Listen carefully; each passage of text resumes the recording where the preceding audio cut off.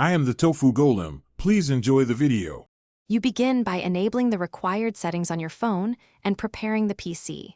Turn on USB debugging for Android or allow screen mirroring on iPhone, then install the official companion app or desktop driver. Connect with a reliable USB cable or join the same Wi-Fi network for wireless mirroring. Choose wired for lower latency.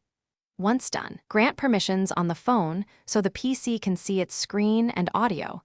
This immediate step gets you into the actual mirroring flow. Next, you configure streaming and controls inside the desktop app.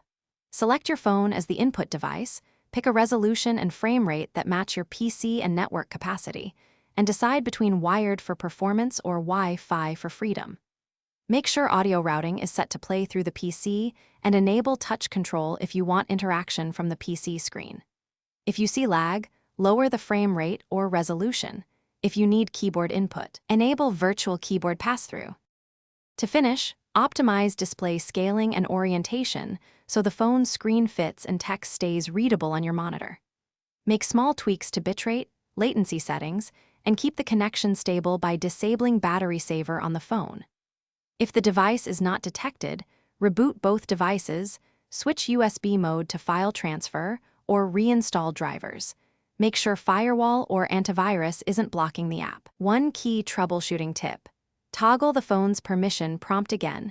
Regranting permissions often resolves detection and streaming failures. Thanks for watching. Consider subscribing if we helped you today.